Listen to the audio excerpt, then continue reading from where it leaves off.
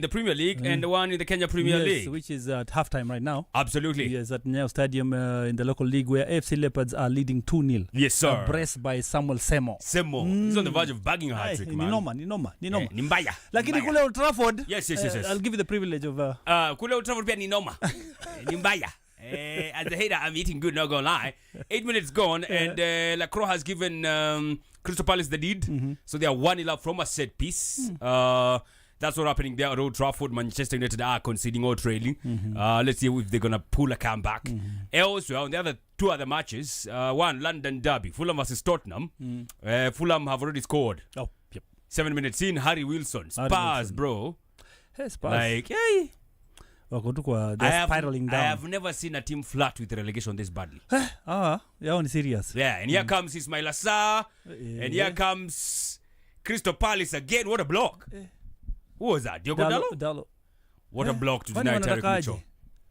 It's looking fantastic for Crystal Palace. Their tails are up. Not just for Crystal Palace, sema tu kweli. What? For you. No, for Crystal Palace and me. I'm hate watching on this match. I have to declare that. One thing I can assure you. Yes. We've conceded so many early goals that I'm not really worried when we concede early goals. Oh, yeah? Yeah, not like before. Najua, when it was the time of this guy, what is his name? I even forget his name. Amorim. Yeah. We would concede a goal and I would just say the game is gone. Yeah. But ever since Carrick we concede goals and I'm like, we could get back in this game. Yeah, there's that feeling. Yeah, there's that. It's not good to concede, but conceding a goal doesn't mean defeat. The game is over. Yeah, that's the good thing about precisely. Carrick, and it's still very early, let's be honest. We got out like how many minutes? That goal was scored in the fourth minute. Nani wamesema mapema ndio best. Man like Max says Lacroix. I like that. But if you look at how Palace wanacheza, they're moving the ball well. Yeah, they're moving the ball well, I noticed, like you said again, it's still early days. Extremely early. Also, the other game is Brighton and Nottingham Forest. And Brighton have already scored. 1-0 as we speak in that game. A goal scored by Diego Gomez. Yes. 6 minutes into the game. From a Pascal Grob assist. Pascal Grob. Yule German yule. Pascal Gross, all right. Yes. And you're joined by Man and Deche in the building. How are you doing, bro? Mimi umitaga Grob sijui ni nani Gross. Lakini unajua wewe andika Kijerumani. It's like a B. Your B is juu ya wewe. Na wewe tena ni double S. Pascal Gross is one who was assisted there. Diego Gomez. So 1-0 is a score everywhere. You know, the Premier League games being played in the English Premier League. Like you mentioned, AFC Leopards 2-0 up. Kwa hivyo the score in the English Premier League is 1-0 all over. Yeah, kila mali. The only difference is that in the other two matches, the home teams are leading. Exactly. Like Manchester United being Manchester United, they have decided to trail. So hiyo iko sawa. Na pale Nyayo mbwembwe tu mbwembwe. Watu waingoa na katika tu half time. Bwana. Welcome to the studio, Mr. Indeche. How are you? How are you doing, sir? I'm good. Sorry for the delay. Don't worry, we understand. Yeah. The weather is not so good out there. Ndiko najua kwa Nyayo? No. Actually, I was just finishing prep for Lindsay because they have a match tomorrow. Okay. In Moya, Wanguru Stadium. Yes, against Bidco. Okay. That's why the delay was not in Nyayo. Okay. Yes. A league match? Yes, a league match. Yes. Yeah. Kesho? Yeah, tomorrow. Kwa hivyo kuna watch along kesho? Yes. Probably. Hii weekend walitoka draw? Yes, it was on a Thursday against Kakamega Homeboys. Yes, 1-1. I remember that. Quite interesting. I remember the game. I remember Amutamba scoring in that Piston, Yeah, Piston. It's the one we equalized for Kakamega Homeboys. Yeah. Also, elsewhere, we had a game that had just concluded. Not just concluded, but it already concluded. The Kenya Police. Okay. Yes. Kenya Police up against Bandari. They've just won 2-0. Yeah. Kenya Police. Yeah. Wow. If Kuitama ama ni Kutiyama. Yeah. Kutiyama ule striker ule. He's on a roll, eh? Yeah, he's on a roll, that guy. Yves Kutiyama. Very good striker. He's definitely cooking. And also understand the first time in a while, Kenya Police have won back-to-back matches. Yeah. True. It's been a torrid time for them in their defense of the title. Yeah. And also, their coach, Nicholas Muyoti, was speaking after the match. And he was echoing the sentiments that were shared by the former Tusker Premier League, Tusker FC coach, Charles. Okere. Amesema outrightly, match fixing iko Kenya mbaya. Wanapigiwa masimu kutoka Asia and do what not. And he admitted, Yeah, he admitted. Yeah. I think I should share. Let me actually play the audio. Uko na audio. Niko na audio. Mbona tu delay? Niko na audio. Sasa unaongea na kuna mwenye aliongea. Nini? I have to set the pace. Ati Indecha alisema sina ndio huyu. Lazima nikwambie chenye alisema alafu akisema. I was going for better what he exactly said. Yeah. So I mean quite some interesting sentiments there. Let me get that clip. I even Anthony Kimani was in studio. I was yesterday. So jamuta muangalia show zingine zikiwa sasa siko hewani na kuangalia what is our station doing. So I am actually a fan of this station. So sometimes when I'm at home I just you have to follow up. What are other people doing, you know? Correct. Yeah. So nikaona Modo akiulizwa the exact question. Akasema he's not so sure about match fixing, but he says as a coach there are some things you see. Yeah. And you question like, how did that happen? Yeah. So na umesema huyu sasa amemwaga mtama. Huyu amemwaga yote. Yeah, amesema nini? Kwanza acha tusikize Nicholas Muyoti akiongea kuhusu match fixing here. I don't know from how long. They're just talking about it now. Me, I've been talking, I don't know, 3-4 years ago. It's there. We can't lie, it is there.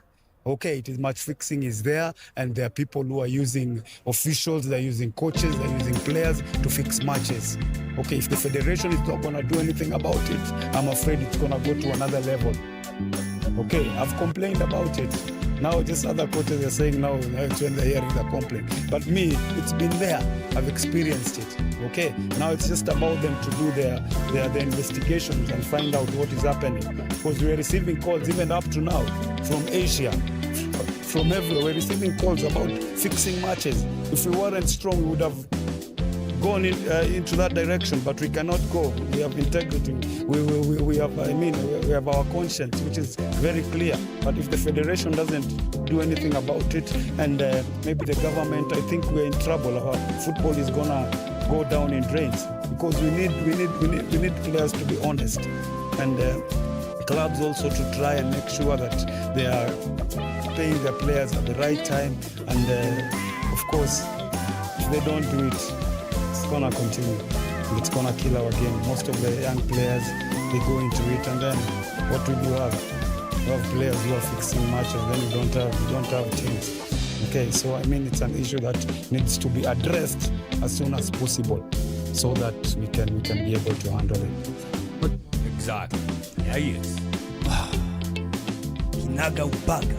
Match fixing ni kitu kinatusumbua sana. Yeah. Na inaendelea kusumbua, and I'm happy that somebody inside football at least is talking about it. Na anasema he's been doing it for quite some time now. It's just this time that people are now appreciating his words from years back. That players are being compromised, officials are being compromised, technical bench is being compromised. The fans are suffering. Wewe unajua mimi na tunataka TFC ishinde, kumbe ishapangwa. Ishapangwa bro. Huko tu pale una watch nafikiria hata una watch tu pure match. Watu walishapanga kitabu.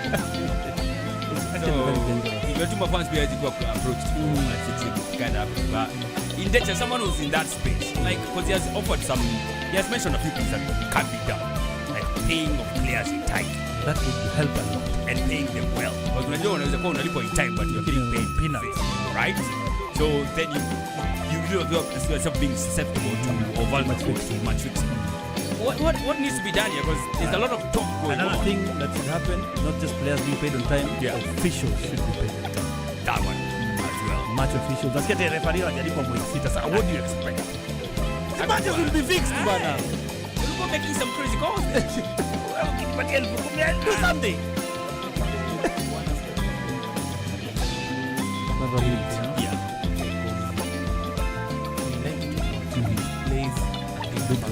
Because you're being enticed with a lot of money. Yes. That's the easiest way to Yes. You know, with the no income of the players being paid, delayed, as the way coach amesema. Salaries in a delay, killer time. Yes. Players wetu, if you check their contract, that others are just giving short-term contracts. 6 months, 1 year. There's this aspect of you don't belong, you feel like you don't belong. Okay? So, whatever I do in this short period of time they have given me, that's up to them. Even if I'm here for for 6 months, 1 year. Yeah. If I get good money for myself, that person doesn't care about Really, the team. Yeah. You know, lack of career security. Yes. Medical cover. Yeah. If you look at that aspect, so you know, just try to Can see you- the medical cover for in the Kenyan Yes. Premier League. Yeah. especially. Yeah. The thing I felt so much from your statement is that you say the players Welfare. expendable. Mimi sio maana sana. So, this club is wacha nijitumie hapa sasa kama nafasi bado iko. You know, because you're not getting a salary on time. When it comes it's peanuts. Yeah. Alafu kuna offers zingine zinakuja. Hey, you good to resist bana. Hebu kuja kurundika ngiri 100 for one man. Fanya jambo. That guy is very vulnerable. Very. And they have families to feed as Yes. well. Find one player who, for example, have international and for one thing I can tell you for sure, these players do good. Yeah. The players in Kenya do good. One, you have this player, he's taking care of the family. And when I say the family, the mother, the father, Yes. And the siblings. sisters, extended. You know, his talent, it's the breakthrough of the family. The whole family depend On the talent. on the talent. You know, for him, the talent is what also made him maybe to progress with school. You know, but Maybe through bursaries and all yes, that. the Yeah. bursaries, but the rest now of the siblings, you know, in a family maybe of 5, you might find only 1 Or 2 footballers. who are Or sportsmen. sportsmen.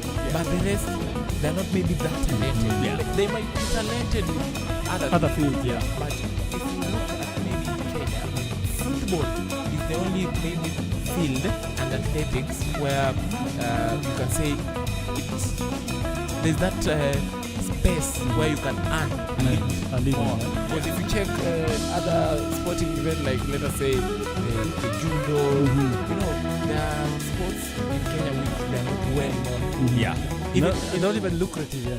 for In terms of- example, like right now, the inter-schools, there are these games happening in Kakamega. Mm. You see the way they hype Yeah, it's football, great, yes. you know. So with football, athletics, and rugby, you Yeah. can say I know most sportsmen and women who have benefited from scholarships, courtesy of football, rugby, and athletics. Yes. So when you find this 1 or 2 in a family who they are privileged enough to maybe play, now they have got an opportunity to play for teams in the Kenyan Premier League. Now the family is looking back to that one player again. Yeah. To try to make the family to be comfortable and at the same time maybe try to educate the siblings. Now you find this player now, that the one player again, the same player, he's trying to build his life As well. as well. Yeah. Because there's no way you will tell me you are 25, you are taking care of your family, but your time is also running out. Yeah. You know, You don't Yeah, play football football is forever. a Yes. very short it's career. a very short career. Correct. So what these players, aside from just playing this football, what else can they do? Do we have structures as clubs? And that's why I'll always give thumbs up to my team Ulinzi, because the number of talent families that the team has really helped Yeah. by securing them to get the work, you know, Yes. it's amazing. It's amazing. Families have been helped through getting the job opportunities. Now come to these other teams, Yeah. okay, where they don't have okay, a player played for Gor Mahia, right? Yes. For example, like the likes of the great Ali Abondo, Hey, those tear gas. talent. Kumbuka tear gas. Yes. Those days when they used to step on the field, my Yeah. friend, you know, yeah, this is now Gor Mahia. Yeah, the opponents are in trouble. Yeah, but now you see, what structures do this club also have To absorb them back. to absorb them back? Yeah. And also, even if it's not absorbing them back, do we have like career talks in between these teams? You know, where they can just try to push these players to at least, aside from playing, Yes. at least you have something, you know, Extra. get the short courses, Yeah. even if it's just mechanical, plumbing, electrical, just have something else that you can do apart from playing this football. Yeah. That even if when all goes wrong. Yeah. Now you There's cannot something to play. fall back Yes, on. injuries are there. You know, you won't play for the rest of your life. Yeah. But now, maybe for example, you have a big name, but okay, you are coming now to an office. They're asking you, okay, you are Talam. You played for Harambee Stars. You played for Gor Mahia. Yes. You played for Tusker. Okay, what else can you do? Yes, you played. Yes. Yeah, ni but- sawa. ni sawa. Yeah. Ulicheza. Yes. Ni nini sahi wewe Unaweza fanya. Yeah, besides that. Beside that, what else can you do? Yes. Our players don't have anything to fall back to. Yeah. You know, most of them, there's this culture where we subject our players like when they finish high school, that's the end of education. You know, that mentality. When you finish high school, Yes. and you're a good player, you join the Kenyan Premier League, Yes. that's it. Masomo inaishia hapo. Masomo inaishia hapo, Yeah. you are top. We tend to forget that we still have opportunities. And I'm one of the beneficiaries of that from Zitek University. Okay. Because I remember that time our coach was Is that offside? Ah, God. outside. Yeah, that was Mishira with a chance there. A very good move for Shabana that almost yielded truth. Is that offside? They are deeming that as offside? Things would have been different, yeah. Also, Luke Shaw has been substituted.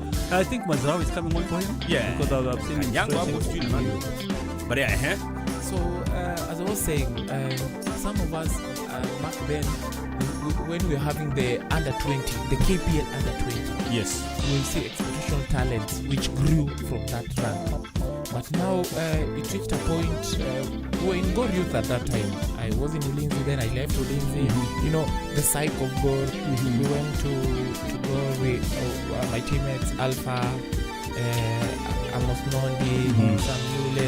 So we were there, we were playing, and that edition we were number 2. Yeah.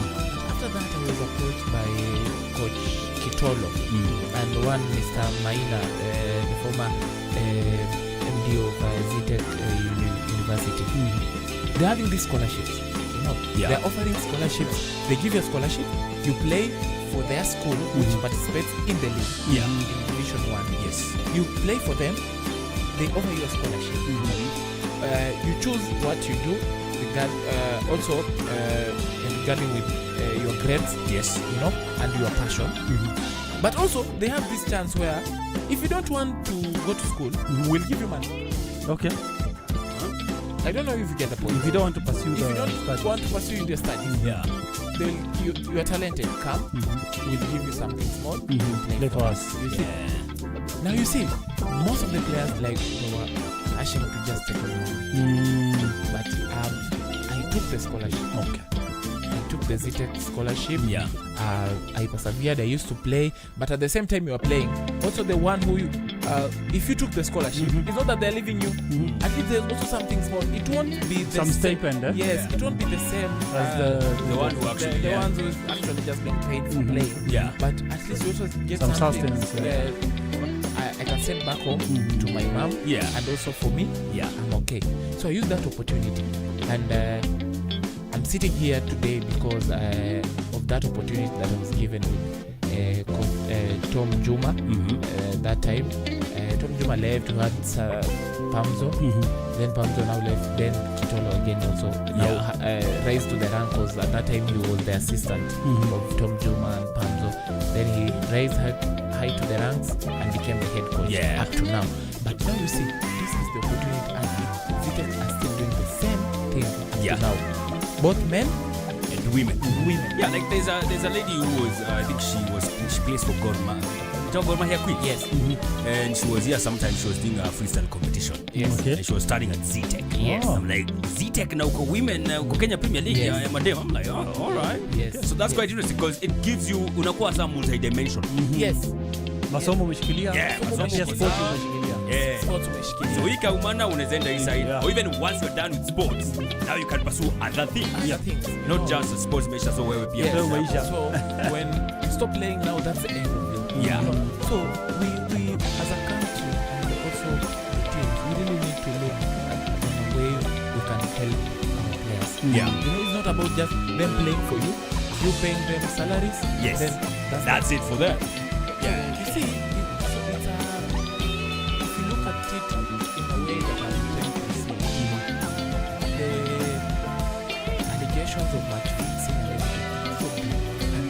tell the little details we are just Yeah. here. If our clubs can also have structures, you know, education, integrity classes to these players, a compliance officer, you know, who is based not only to the now, you know, our problem we want to have one officer for the whole, Which can be. this can be the case. Yeah. At least each club needs to have one compliance officer, Yeah. you know, who's all the time is trying to keep these players up, to try to make sure that they are following the guidelines. If one of them is falling short, you know, funny thing is we never follow what happens behind the scenes with our players. We always just think it's okay. They attend the training sessions. After the training, we leave tukutane kesho. Yeah. Tukutane kesho. But deep down, these players, they have a lot they want to share, but they don't have that freedom, that one person. Yeah. You know, they can approach, share And what confide in. and confide in.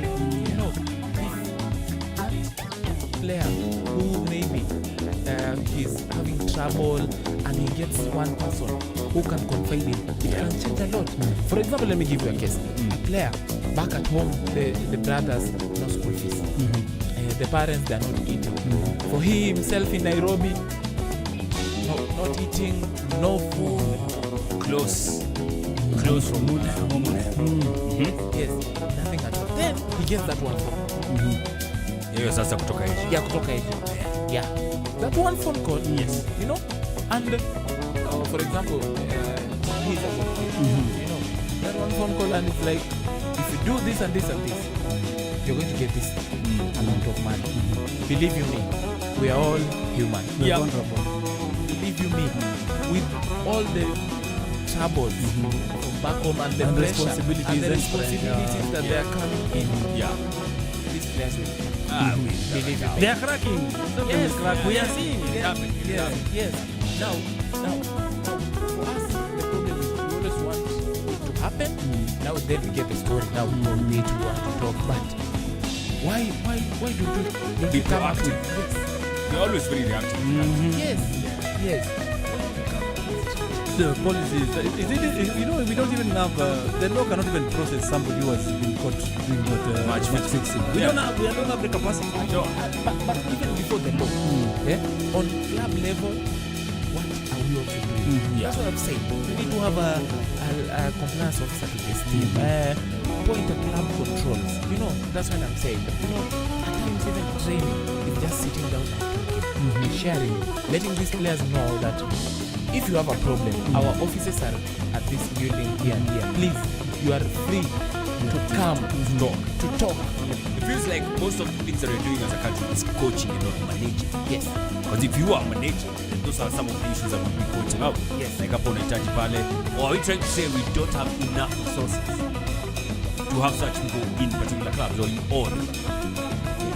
Resources is one thing that I can say. But you know, where we are right now, you don't need to go hire someone who maybe you'll pay him $500,000 to do the job, yet we are struggling financially. But there's this aspect of like you as a coach, as a team manager, any official who is in the ranks of this club or of these football clubs, they have the responsibility and the mandate, you know, to try to be close to these players, to try to make these players be comfortable with them. They feel like they're like a brother, a father. Where if you have a problem, come out, speak out. There's no, we need to send this message outside there. There's no shame In speaking out. Because if we close that gap, I believe these cases of Match fixing. They might never end. Yes. They might never end, to be honest. Yes. So we really need to come up with good structures. And also the investigation part of it, the capacity.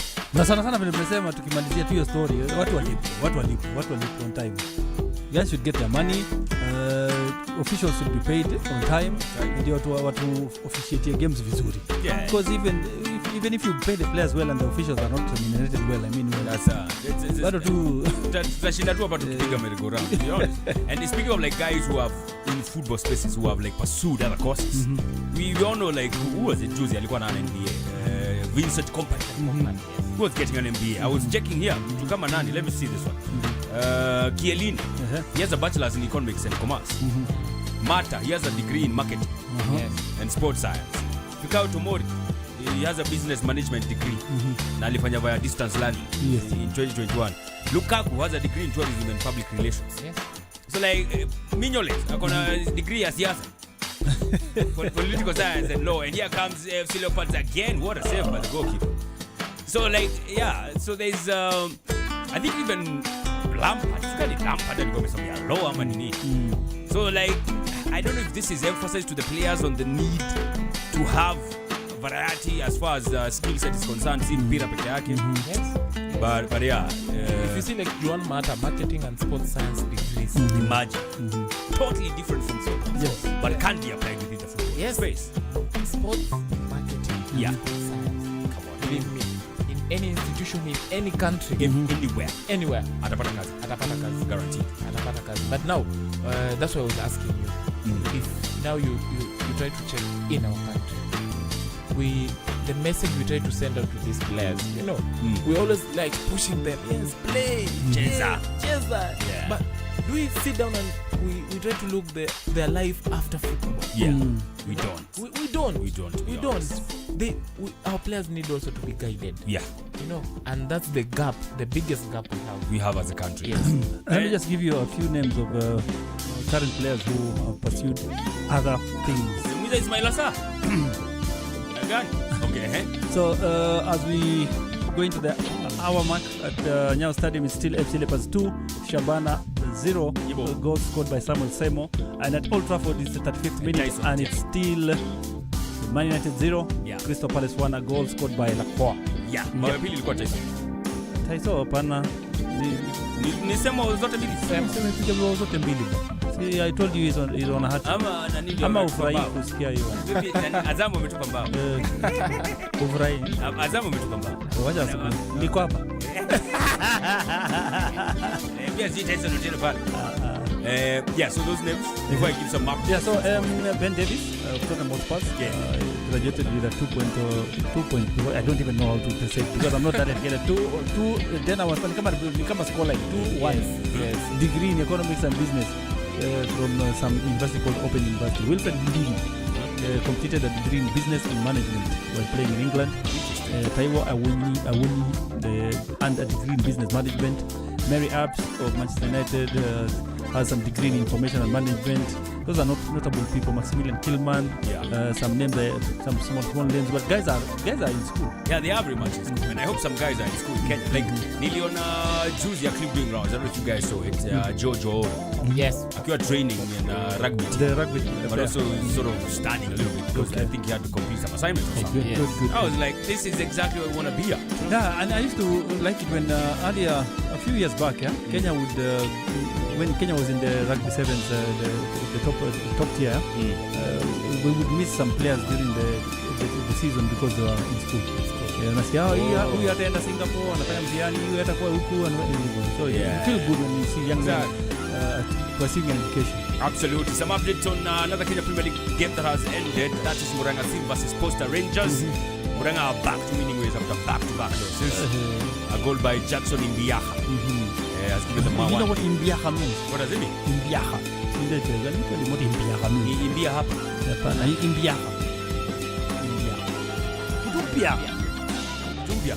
Brand. She do brand new. Oh, brand new. Imbiaha. Like gari. Yani kiba tu itakuzwa karatasi umetoa kwa Imbiaha.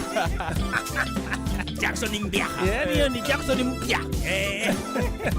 Ameanza upya. Ndio hiyo sasa. Wale Murang'a Seal. I don't know if this is fast goal. But yeah, it was enough to help Murang'a Seal get out of 3 against Posta Rangers. Elsewhere, Fulham 2-0 against Tottenham. Tottenham Joe. Wanaenda. Wanaslide. Wanago. They are flat. Second goal scored by Alex Iwobi. Assisted by guess who? Wilson. Hey, that boy is Shabana back. Good one back. Let me see who scored that. that must be their captain, George Jinageren.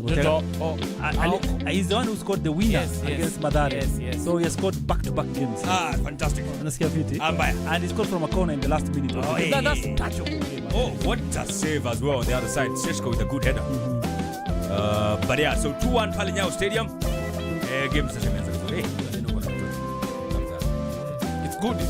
Yeah. Family. Exactly. That's what we want to see. Oh, from a corner again. Yes. No. Good header. What a But header. it's not the captain. It's not the captain. No, not the captain. Wait a Bam. minute. My God. He just entered right Bronson now. just came in. Yes. And he By gave it to 18. Dana by 18. And I think the person who has also scored just came in. Because they have just made substitutions right now. Yes. It's just in number 18, so we just get to know who it is. But Bronson came on and Yes. took the corner. He came on with D. Otieno. Someone D. Otieno. Why are they focusing on the captain? George Aroko is the captain. But he's not the one who... He's not the the one one. who... No, nasema ni nani? So unasikia hata huko wanaandika Otieno. and we can see clearly, you and I, it's not George Aroko who has scored. Let me just get the Shabana squad and then I can tell you who That has is scored. insane. But yeah, so it's 2-1 in Nyayo Stadium. Shabana have gotten moja kwa machozi. No, they still have time. Yeah. They still have time. Maybe they might I come score. back. Yeah. I'm ready He's for the a one who draw. has scored. He's the one who has scored. Yeah. He's the one who has scored. Not the captain. Yeah. I'm ready for a draw. See, Jersey 18. 18. Yes. Jersey 18. Yes. Quite interesting. Good header. Now that's a proper spanner in the works for us. Good header. Because Shabana second half wamekuwa kucheza vizuri. They've been knocking on that door. Even before Chilefat scored, they were on their sentence with Shabana as a team. Yeah. They're playing very well. Absolutely. Some scores elsewhere. In the English Premier League, Nottingham Forest, they got a goal back, then they conceded another. So it's 2-1 at, is it called Ahmed Stadium? Second goal scored by Danny Welbeck, assisted by Hisham. So that's 2. The goal for Nottingham Forest was scored by Morgan Gibbs-White, assisted by Igor Jesus. So 2-1 is the score there, still 0-1 to Manchester United, or to Crystal Palace at Old Trafford. I'm liking what I'm seeing. So according to the Shabana squad, which I have here, not the match squad, I just took the Shabana squad for this season. Wycliffe Omondi is the jersey number 18 for them. Yes. Wycliffe Omondi is the scorer, and not what has been captioned there. this one. George Aroko. Yeah. They just want the captain to score again. I do compare this on bar.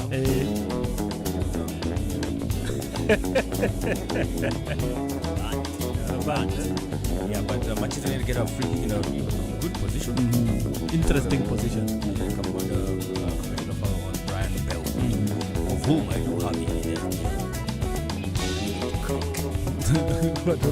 in Bana mimi yangu anafaa kuwa na cook sasa hivi. I didn't even go there to like It's good. I'm saying from Nyayo National Stadium, the Football Kenya Federation President, Vice President, Yes, yes. CEO. I think, The office is in the stadium. the office in the stadium. The fans have also turned out Yeah, numbers. I'm impressed. It's good. We really need this. Especially, you saw the Soweto Derby. I didn't get to watch it. bro. As the FC Leopards captain is being substituted, Omune is coming off for Samuel Senyonjo. Yes. Recently scored a hat-trick for FC Leopards. Yeah. Senyonjo is coming on. Bruno, wow. That was close. With the FC Leopards leading 2-1, and Hassan Beja has come on for James Kinyanjui. Yeah, so 2 changes. Rastaman pia ametoka, and I like the way he was playing. So Senyonjo has just come on and scored with his first touch. My goodness! First touch. You have Ochieng kwenda huko. My goodness. What is that? Oh my goodness. Senyonjo I has swear. just come on and scored with his first touch off the ball. It's like they had an understanding with the opposition goalkeeper. Nyash cannot believe what is happening. No, I'm telling you. By the time this game ends, Huh? Those Those will be the allegations, yeah, because Nyash cannot believe what he's seeing. Yes. What is that? The guy just walked into the stadium. we tend to forget sometimes. Yeah, like Modo said, thank you for reminding me about this situation. Modo said that he's not so sure about whether there is much fixing in Kenyan football, but he knows one thing. From his years of playing, a lapse in concentration brings a goal that you never understand. Yeah. So That's it happens to players. Bona sasa mimi ni sini concentration. Amepatia opponent ball. The guy has just walked into the pitch. Senyonja has not touched the ball. Yani nipe nifunge. What luck? How do you explain this to your grandchildren? Honestly, you will never explain this and someone will not allege match fixing. Ati akaingia alafu opponent goalkeeper akampa mpira afunge into an empty net. Yes. And the goalkeeper who has done that is now the leading, he's now the top goalkeeper in Kenya, leading with the clean sheet. Yeah. Ochieng. 11. Yes. Yeah, he has 11 clean sheets. Yes. So right now, With such a move, you wonder how he keeps those clean sheets. So right now, if you are calling for the national team, Is the guy to call? Yep. He's on form. okay, Not with this move, not but with this move. Yeah. the stats. The stats. Yeah. The stats of the team. Yeah. Bro. He deserves to be in the team. You'll never convince Nyash. Football, I'm telling Manze, you. hiyo inakaa rookie mistake. Mimi mwenyewe nimekuwa shocked, because I was Inakaa talking. rookie mistake. We were talking about Senyonjo coming in, And here comes AFC again, bro. Oi, Ndio hiyo bao. just a poor connection Now there. you see the lapse of concentration. It doesn't, My God, bro. any second in football matters. Yeah, it matters. Even one What's a second, slight mistake? Kwisha. Ball iko kwa get net. cooked. That's it. And for Cheng, I can imagine. He has the ball. He's the goalkeeper. He has two players. He has two options. Two options. Yeah, and then the opponent is in the middle. Now you see, in this scenario, it's so simple. So in his brains, he wants to say, let me kick here or here, Thank you. but not here. Yeah. Then he kicks exactly where he should not. Now, do you know why it happened?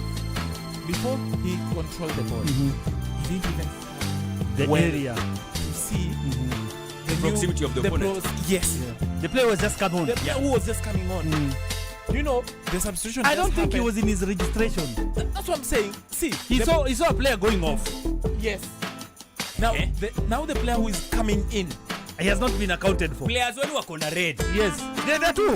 Wako na red. Na kwa hili Yes, ni let me kando. tell you something. Unapea nyuma yako na No, blue. it happens. Huyo ndio utaki. Yeah. Sasa ndio inakuja. See, Nash, let me tell you.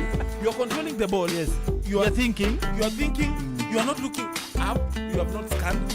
Your eyes are on the ball. ball. Yeah. You know, by the time you're kicking this ball, you haven't even scanned again to check. Yes. For you, the first sight maybe you saw. Is the one you're not supposed to give the ball to. But you are physically doing it. And the tear gas has started in your stadium. I feared something like that would start. Very unfortunate. It's quite Oh, yeah. unfortunate. But why? I don't know what would occasion that. And then, so far, you can't say you cannot blame The officiating, Yeah, you can't blame you know, nothing. yeah. Maybe you can blame the frustration of the Shabana fans because the goalkeeper has given away a chance. No. And then somebody has decided to take it out on the opposition You fans. see, that's why. You see, that's Because how do you explain tear gas at this moment? Yeah. There was nothing prior to this to show that there was tension. yes, and okay. There was nothing to, and another one has been. Oh, he gave me. For the safety of the It players, wasn't yeah, for now. it has to be halted. Who the hell is throwing tear gas? So, And why? It's why exactly? and it's so sad and very unfortunate that after this match we're going to blame the federation Yeah. when clearly we are here, we are seeing whatever is happening. The play. Yeah. There's Nothing officiating. Nothing triggered that. to what? Yeah. You know, Yes. So even the fans we are to blame for a time for some time, Yeah. like spoiling a match like spilling this. a match like this Yeah. because There was nothing really. Game mzuri hivi bro. Ona ball inagutwa 3-1. Alafu mtu amefanya blanda, imekuwa capitalized on, amepanishiwa, then what is the problem? It is 3-1. There's still time. and we are just talking here about I think we just saw a video of a parent who was just Away with the children, with kids, and we were really louding it, we were happy. Yeah. A toddler. And now he's regretting. Sasa huyo adai rudi. Mtoto anamwambia babake, mimi sitaki kwenda huko kwa tiagas. Yeah. Mami, tumekula tiagas. Huyo mtoto hata hizi, ni mdogo sana hata hizi ongea. Hii ni noma. As a parent you can never take it. You will never do that again. yes. In fact, hata wife yako akiona mambo hiyo. Enda peke yako. Enda peke yako nani? Tutakosana. Wanzani ma players ndio wanapewa maji. Naona Gogo hata ameshindwa kupiga picha kama Mangoli, muone Mangoli. amekuja. Assistant coach hata aoni. Why? There was no reason exactly. Yani mtu hata inconvenience kulikuwa na sababu hiyo. Ndio mafans tu walifanya tu ujinga mastanzo wakaanza kupigana. For once, let us just put it On the fans squarely. Yeah. Let us leave officiating. Let us leave the security. Ni mashabiki. Wanaharibu hii game. Hii game madhara mashabiki. Hii nayo huwezi lalamikia useme marefari, security. Just look how peaceful people are. Angalia bao ya kwanza. Clean goals.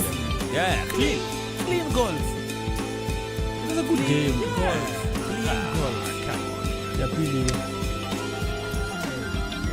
And I'm 100% sure. You can't tell me FC Leopards are the ones who started The altercation or something. yeah. They're leading. They have no reason to. They don't. Absolutely zero. Yeah. You know, okay, it's sad. Now, maybe they decide now to ban the Shabana fans. If they're the ones who started this. Yes. Now, if they are being banned from maybe participating in 5 consecutive matches, the team suffer. Ilikuwa na momentum sasa all of a sudden. Yes. It's halftime at Old Trafford. It's halftime at Old Trafford. Some fantastic scenes over there because Manchester United are still trailing. Going to the halftime break 1-0 down. And we also have a break at Nyayo Stadium, but it's a break in play because of fan trouble. Absolutely. So we shall be keeping an eye on that one. The only good thing is that Yes. the whole office is in Nyayo Stadium. So that's a beauty. hatakuwa na excuse that did you see what happened? We need a decision. Yes. ASAP. ASAP. So, but I reckon this one will continue. It will continue. Yeah, Office iko pale, hawezi kubali hii game hii. Yeah. The office will not accept. Yes. Another game that is being broadcasted. Na tuko hapa. Yes. Who will we talk to? Tutaambia watu nini? Hakuna. Hii game iendelee. Yes.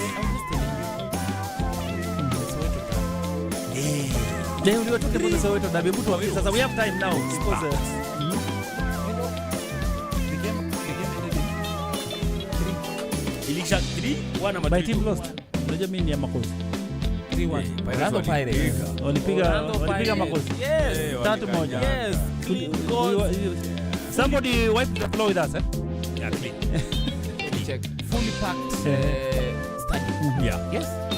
Fans started camp as early as 7 hours Before the game. before the game. Yeah. 7 hours. Wanakuza game yao vizuri sana. Yes. And it's very unfortunate that while we try to push for a game, we have a few amongst us that they're the same people. Want to kill the game. Yeah, they're pulling us back. It's a bit unfortunate. Yes, because if you want to move, Kwa sababu kama sasa tumejaribu kuexplain hapa kama journalists na sports people who have followed the game so closely. And yet the three of us have not been able to understand why this game has been stopped. Yeah. Yani what is hakuna tikua officiating, hakuna altercation kwa uwanja, maplayer wamekosana, hatujaona maplayer Shabana wakiwa na shida na maplayer FC. It's just mafans kwa stand wameamua tu wacha kanuke. Ona tena. Yeah, gas is being thrown. Bado inapigwa, bado kujatulia. So unajua FC fans are on the left pale na Shabana fans on the right. There should have been a buffer zone from there. Na sasa kwa nini sasa? Ndio unaona zinatupa upande wa watu gani? Pande Shabana. Tusidanganyane, we are seeing. So mtu hata niambia tu Simba anasema tazako you are watching. Shabana players are on the fans are on the right side of the screen. Yeah. so I want you to try to imagine. Yesterday, the Soweto Derby had 87,400. Almost 90,000 people. Yes. Walikuwa Soka City. FNB. Yes. 87,436. It's crazy. FNB Stadium.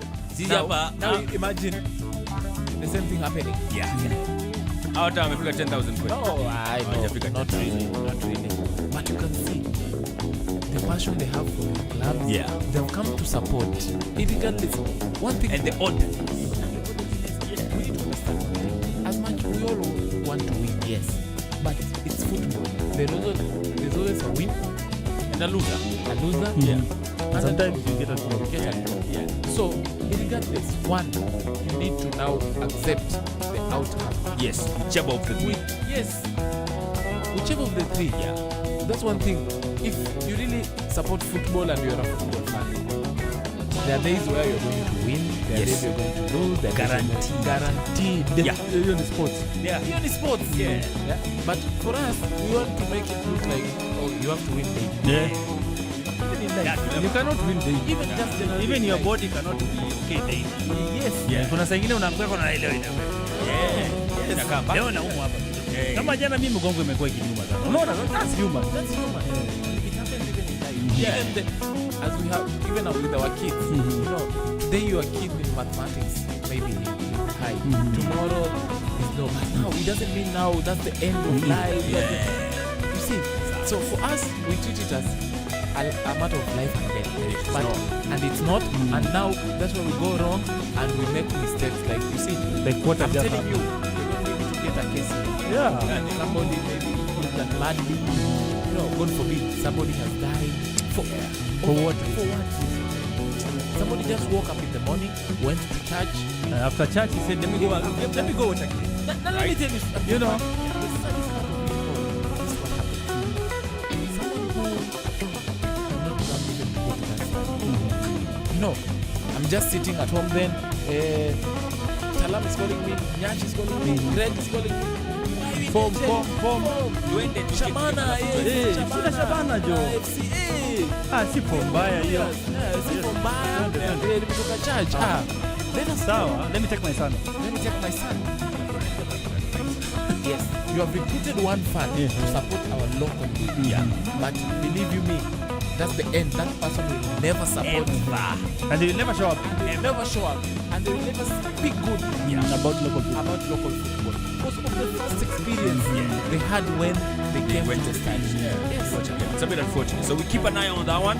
Take a quick break, then we'll be back in case the game resumes and any updates that come from it, as well as the second half for these other matches that we have.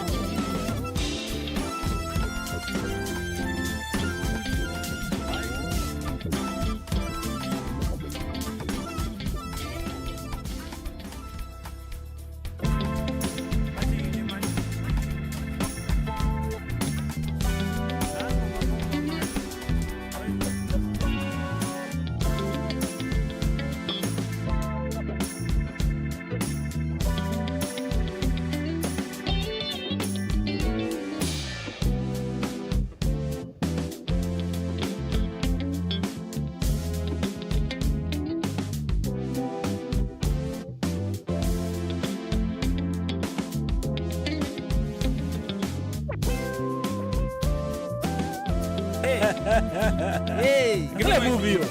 Nimeongeza dakika 15. Yes. Hapa naona hata sita.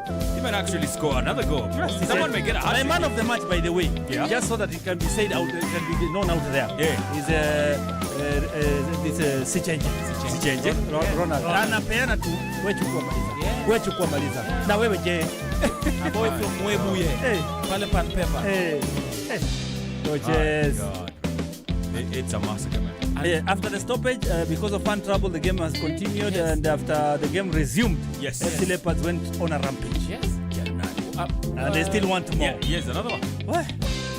After Ocheng opened the doors. Yes. For me, what I can say, How did Ocheng open the doors? Opened the doors.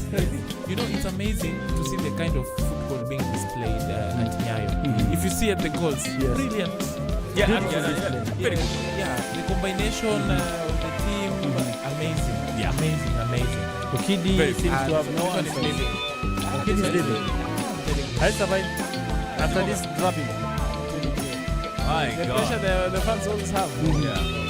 Wow. Man, they have been beaten fair and square. So if you had told me that FC Leopards will win against Shabana, I would have told you there is a possibility. But if you told me they will wallop Shabana, nikakwambia ujue boli ya Kenya. Yeah. Hiyo game ni ngumu. Tano. My God. This is a big down. Ile beat down, eh? Yeah. Ni kulimwa. Kulimwa kama shamba. Na Esmond Nyamari alikuwa ameenda kuona hii game. Atafute njia. Nisikutane naye kesho. Kuna Barca na yeye hadi asubuhi. Hata very lucky. Hata amaliziwe hapa, labda sisi tuadikie. Kenya mtaka jioni ya Chelsea. Ai. And for you it's very good that it's happening when Greg is not around because unaona. Extra time. Kufinya. Ulimwona si ni mtu wa nini pia? Wewe Yungwe. Utaona. Hujapona. Nilimwambia Shabana kichwa. You see, even now, the fans left the stadium. Yes. Goals. They're ready. You coming in? Yeah. Coming in, So they had no reason absolutely for causing for trouble. Yeah. causing trouble. at No, all. I actually think like moving forward, when I see AFC Leopards playing at Nyayo, AFC kichwa. You've had an epiphany. A moment of realization. Yeah. Hawa wakiwa huku. Hawa ni undefeated. And they do score a lot of goals. Yes, bro. yes. I think the last time, I don't know if it could be maybe it's not, but the one time I do recall watching AFC Leopards playing at Nyayo and failing to score was against Murang'a. Yeah, I remember. Kutoka New Name, Yeah. which was Very rare. yes. So my God, it's a beatdown for the boys from DC. There's Waswa coming in. Watu wa yule baki aliwapeleka Mombasa. Huyo. Andrew Waswa for Ronald Bebeto Shichenje. Bebeto. The boy has a good left. Yeah. Na anazileta hizo. Yeah, The left is bringing in the business. Aye. So that's how it's going down in the Kenya Premier League. What is your pick of the goal? The first one was a teamwork, a free kick that was 3 touches, finished off by Semo. Then there was a goal, the beautiful fourth goal by Casey. For me, those two stand out. The first and the The fourth. first and the fourth, yeah. Because the third was a giveaway. Remember the goalkeeper just said, Senyonjo umeingia chukua hii. The second one was a cutback where Cut back from Sichenje. so free, Yeah, Semo was free. zero marking. So I think for me the most beautiful is the KC from the corner and then connections. Yeah. You know, he scored the same. No, it was here again. From the corner. Yes, the same way they played the corner. I think they have mastered Set pieces, the set piece tactics of the corner. You could see their goals are. They have so many set piece goals. The FC Leopards. yes. Oh yeah. Yeah. Even today they started with a set piece goal. Yeah. 3 touches, then there's the one from the corner. So they're actually doing some set piece work, a lot of set piece work. Which is bringing goals for them, which is good to see. Oh my days. Crystal Garden Palace. Wanafanya Consider penalty. but penalties are not goals anyway. But That was such a rookie mistake. Rookie's mistakes imejaa all over today. because of your goalkeeper Shabana. Sio Jiang Shabani. Si huyu mwingine huko Kristo. Sasa Crystal Palace. Ai, Nataka kuharibia siku. nimebakisha tu Chelsea sasa wamaliza. Come on man. Na mimi nangoja tu kwanza ikubalike hiyo penalty alafu ifungwe. Ndio nianze kelele because the history has taught me Yes. to play my cards close to my chest. To the boys in the back. Yes, please. fans wa Shabana wamechoka. Wamechoka. Naona hii game Manchester very tired. Wamechoka. Alafu unaona sasa wewe ni shabana wa Shabana na Manchester United. But I respect the ones who are still in the pitch, watching their team. That's what being a fan is. Yes, you see, despite whatever is going on, you're not chasing chaos. In fact, this one is calling his friend and anapatia maneno. Mbona mmoja Shabana is on the phone with his friend anasema, huku nayo. Leo tunaona moto. Outside. Okay. So probably they wouldn't be given a penalty.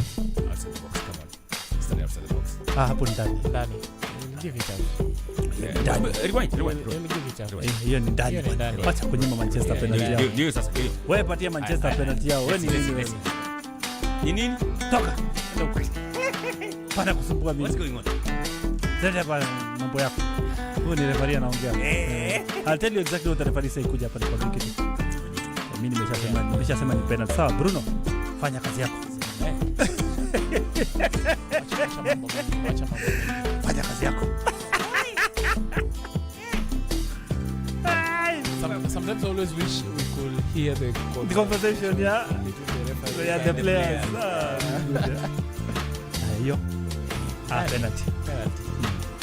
Hata huyu atasema nini huyu nyashi huyu. Wewe nyamazia hapo. Sienda amefunga. Si anataka kutupatia chance. Oh, equalize. Hiyo.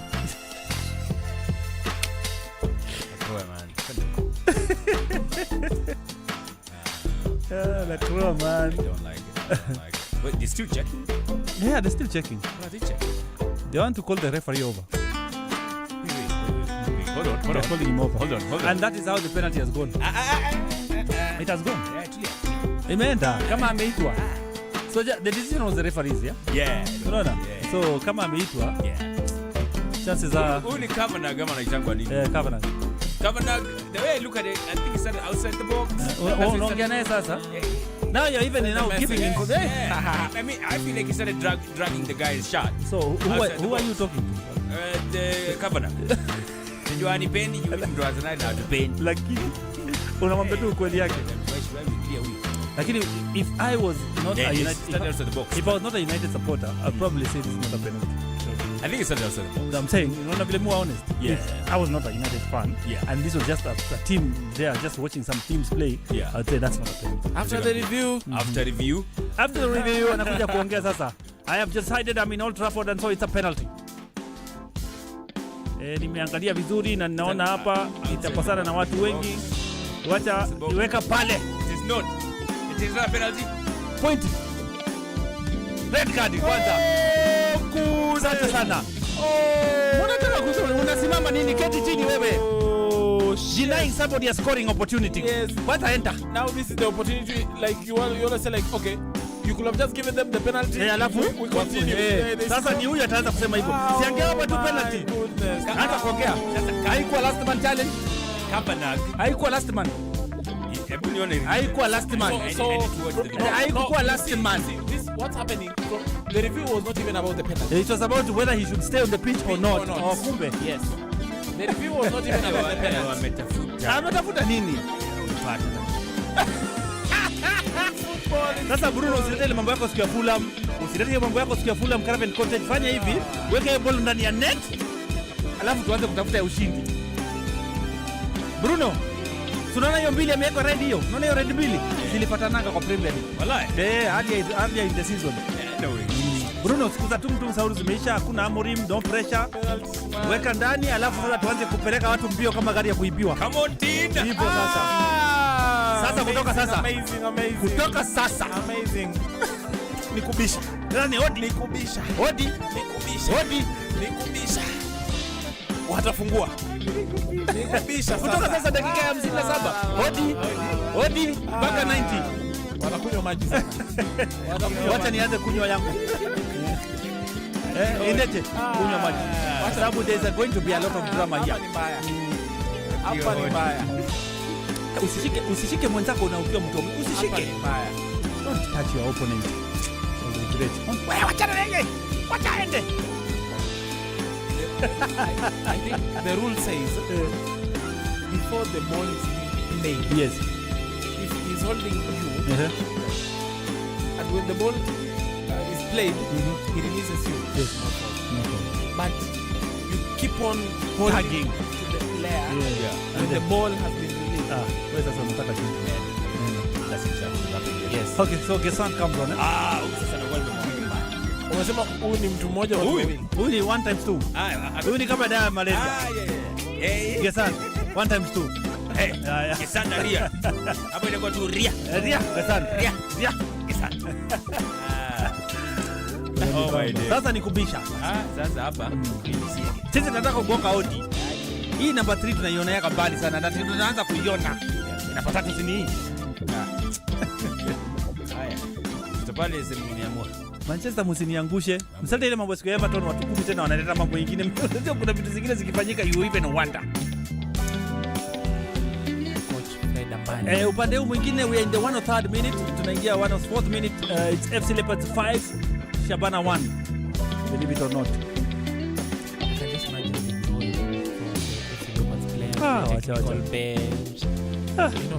You know, you have won a match with a good margin. You have played good football. You have scored fantastic goals. It's an all-round nice day for the Pirates. Yes.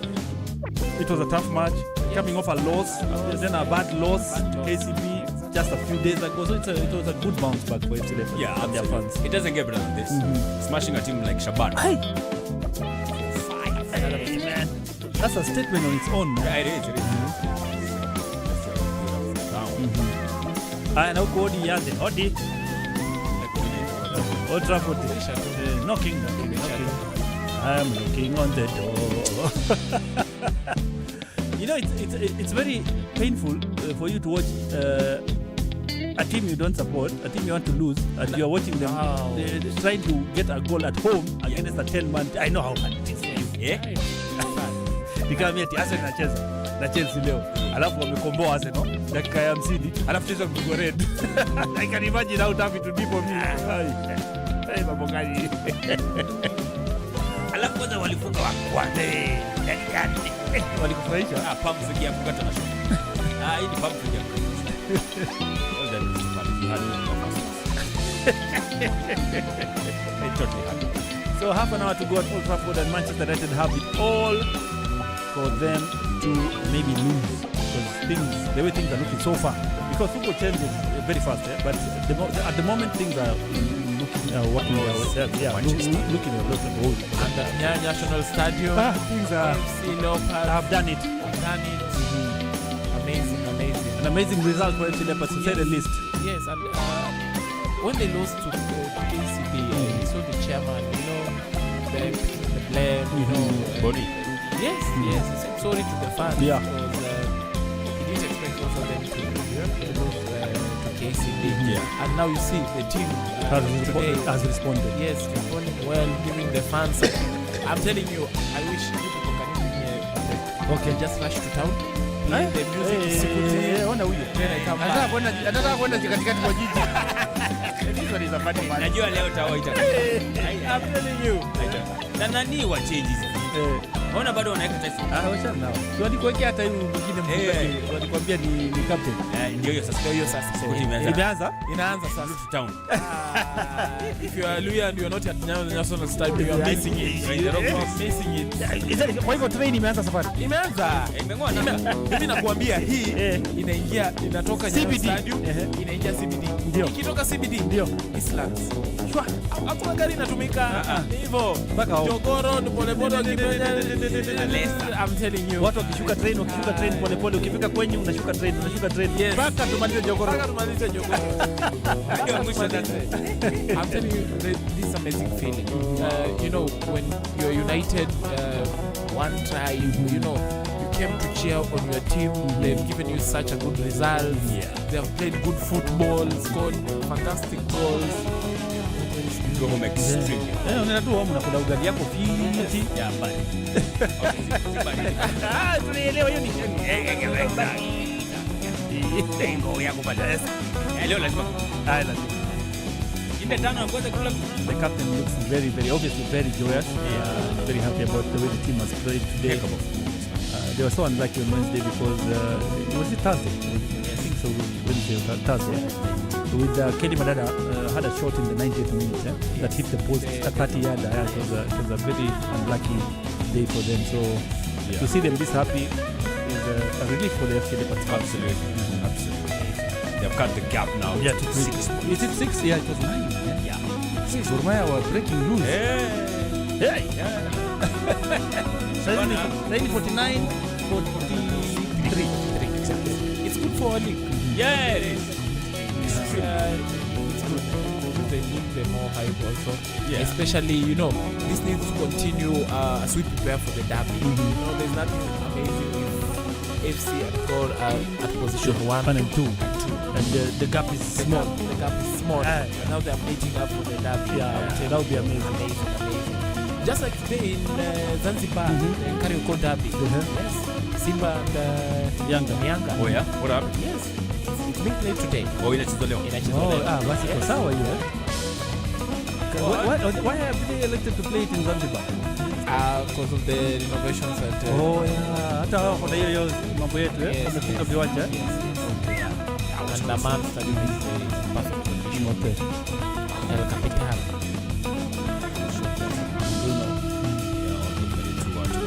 Hizo ni odi tu na odi. Usifungwe mlango. Ushafungua mara ya kwanza. Utafungua. Usifungwe hadi tamati. Utafungua mwishowe. But also the scores also Brighton still leading 2-1 against Forest. Maybe we can have that game there. And then Fulham tunaweza weka hapa. Yeah, tuone derby Fulham. Let me just get somebody to do it here. Yeah, see kama Fulham Tottenham will pull a comeback kama wataendelea kudigimia. Elsewhere there was another kick-off in Syria where in AC Milan are playing against Cremonese, and that one ended 2-0 in favor of AC Milan. As we speak, Sassuolo are leading Atalanta and they are 10 men. Yes. And also in La Liga Spain, Valencia has just started with Osasuna. Yeah. 0-0. And also coming up, quite a good match, Real Betis with Sevilla.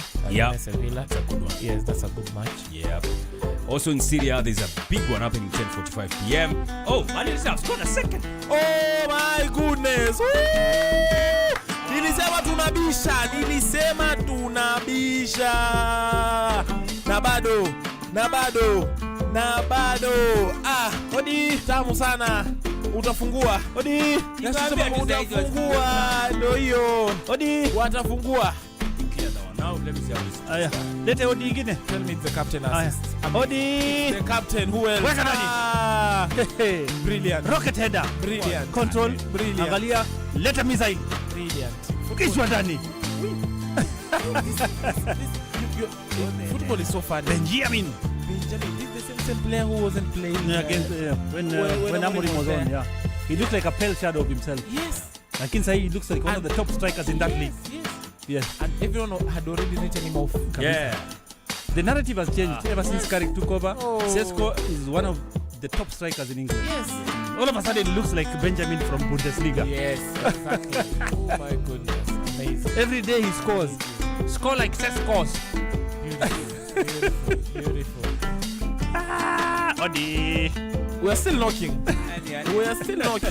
Niwaambia tu saizi wasifungue mlango. We are still knocking. Magazia mende sasa. Sasa hata unaweza pumzika, will talk on your behalf. Ongeeni basi. Wewe utaongea hiyo game nyingine. Nitaongea. Relax. We are here. We have about 20 something minutes of speech. I'm telling you. Just look at the calm at Old Trafford. Yani kumetulia. Let's look at the calm at Old Trafford. Oh my. Let's look at the calm. Now you have to go through 24 excruciating minutes. Yes. With us here. Look at those touches. Mavitu. Look at those Mavitu touches. yawa. Zinapigwa. Zetu. Zinakangwa. Angalia kweze. Oh my goodness. Amazing. Kuna goalkeeper pia huko. Ni wenyu ama ni wetu? Sawa. Ni wao. Wakina nani? Ni wa Crystal Palace. Anaitwa nani? Anaitwa D. Wapi? Jina la pili. Henderson wa Manchester United. Na ngapi? Utajua hivyo. Damu ni zito kuliko maji. Ndio maana naachilia. Utajua hivyo. I do. Like wacha niseme kama Gen Z. Clock it. The clock it, bro. Ulikuwa na raha hapa dakika za kwanza. Ngoma ya vijana hii. Kitumbua kinaingia mchanga. Kinaingia mchanga. Wanamleta Hughes. Kufunga hiyo midfield. Sasa unafunga nini? Imekufa. Adam. It's bad. Ishakuwa mbaya. Hakuna kitu ya kuzuia. What are you defending? Sasa Manchester wako namba 3. Yes. Officially. Signed and sealed. Signed, sealed and the one was delivered. Yes.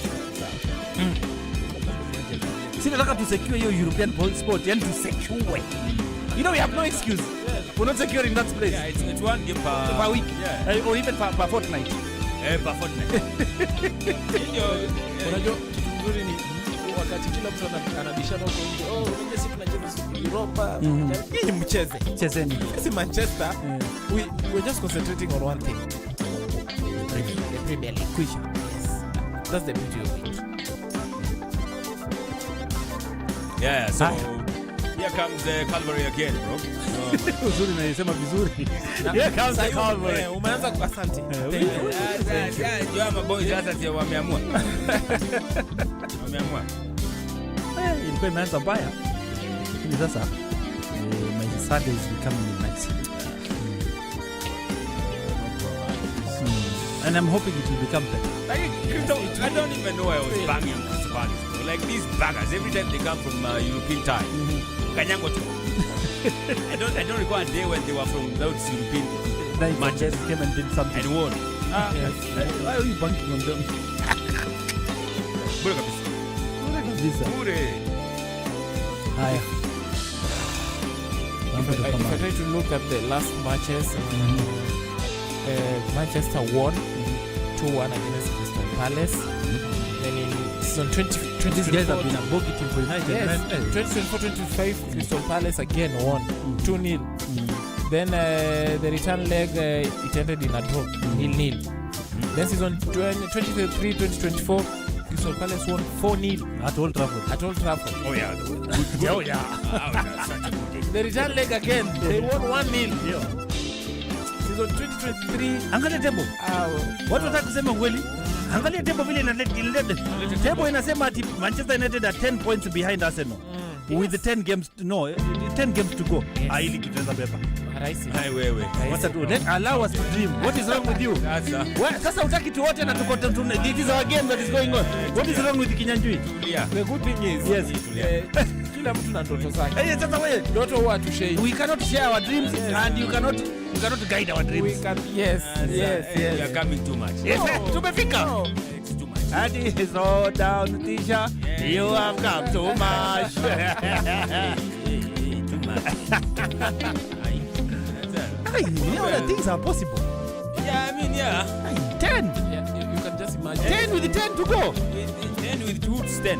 10 points. Oh, with 10 to go. Yes. Usiwacha katambe. Na nani unaona akidrop? Sasa unaona ushinde game 3 wengine wakipigwa? Haya. Si uanze na leo. Haya. Nani? Si ugongo leo. Uone vile nitakugeuka hapa. Si niko na wewe. Ugongo gani mimi ni mayai? Si niko na wewe hapa. Mimi ni mayai. Ngoja kwanza nimalize yangu. Acha nisipige mdomo alafu nikombolewe alafu tena nianze kuona ora hapa. Dakika 8. Oh my god. Ndio wako. Wale hajifanya kitu hapa. What a beautiful day to be a fan of Manchester United, FC Leopards. Oh, what a Sunday. Amazing. What a bad day to be a hater.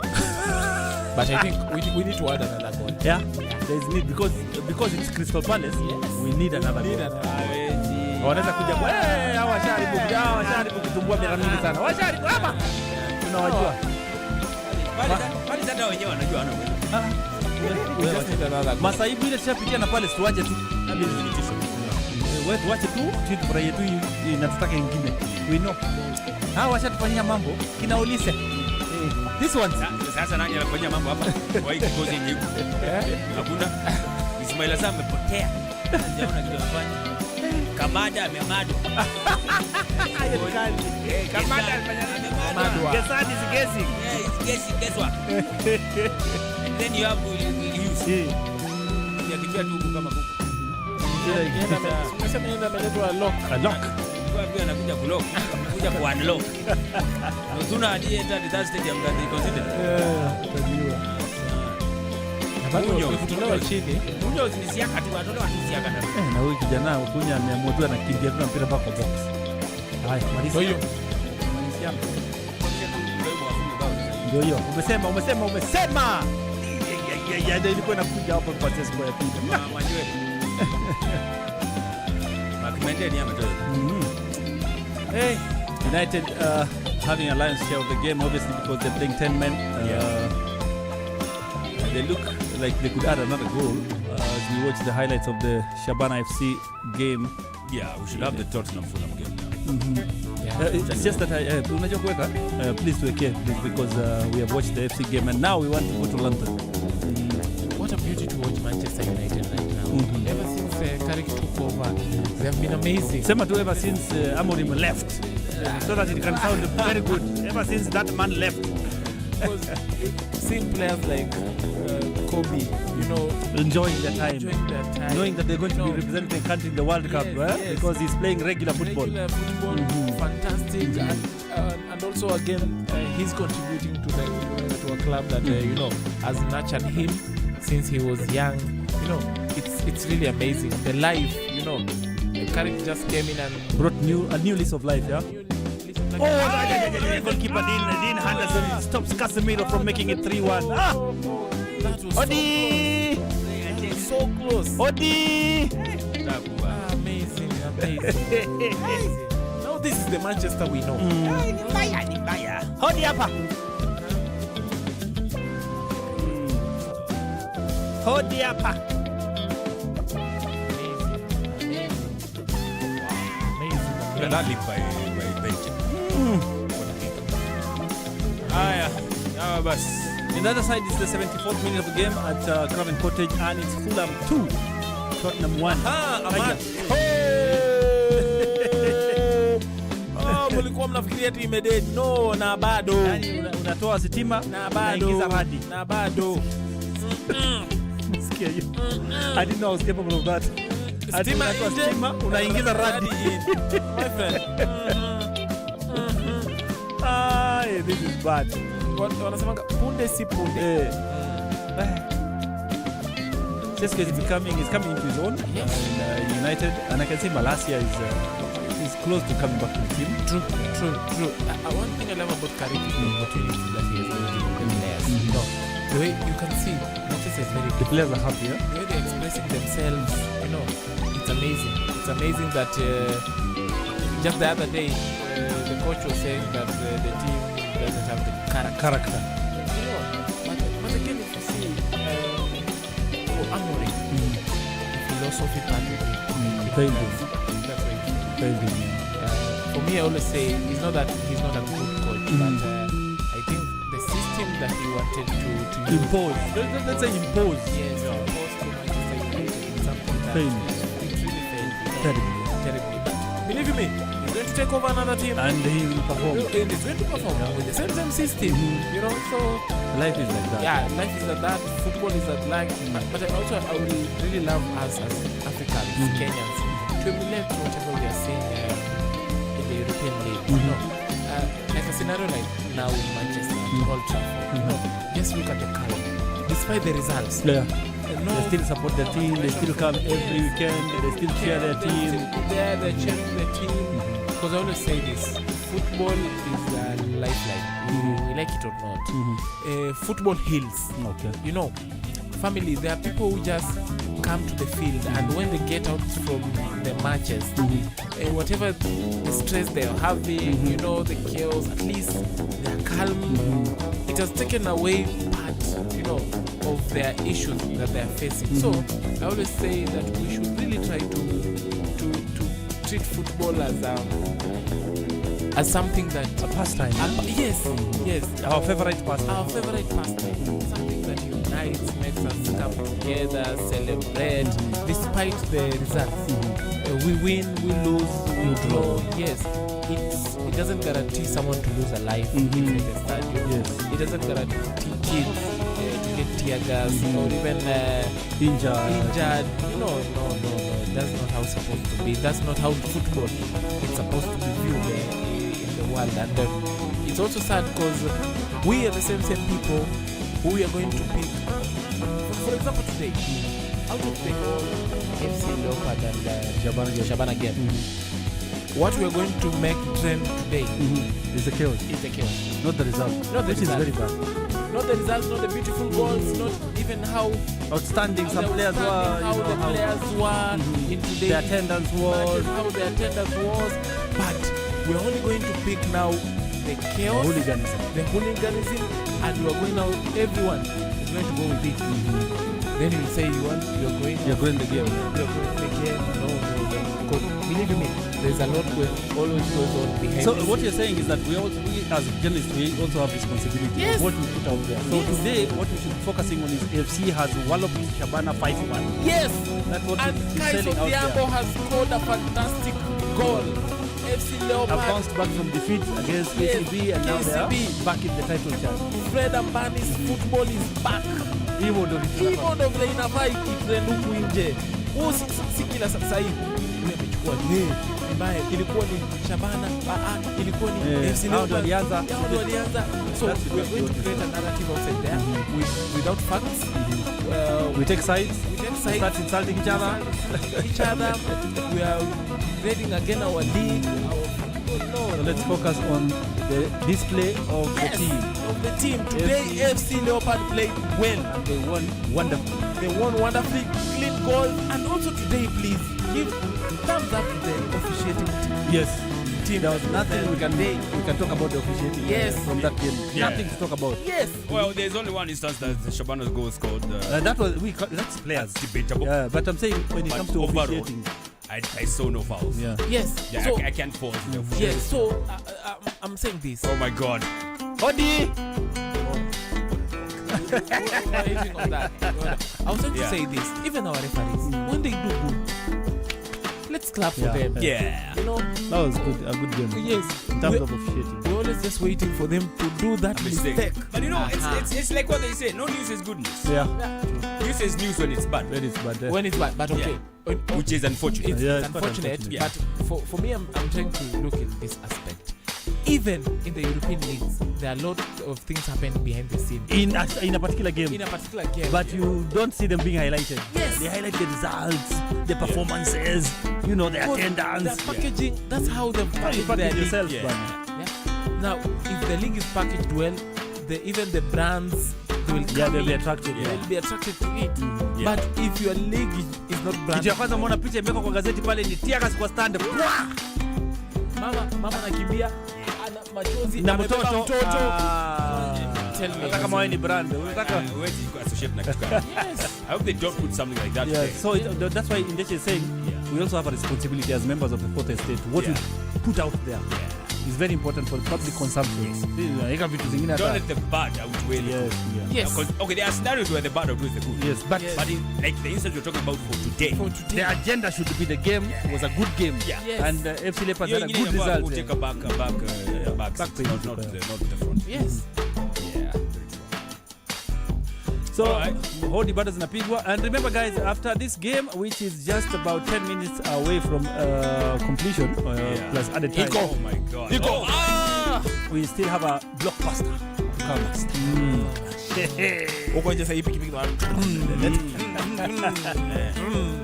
For 2 hours hakutakuwa na pikipiki kwa kazi. Kama unaenda bali unaanza kaa kwanza. Au unafanya delivery? Tulia kwanza. Kama una order, onyi tulia.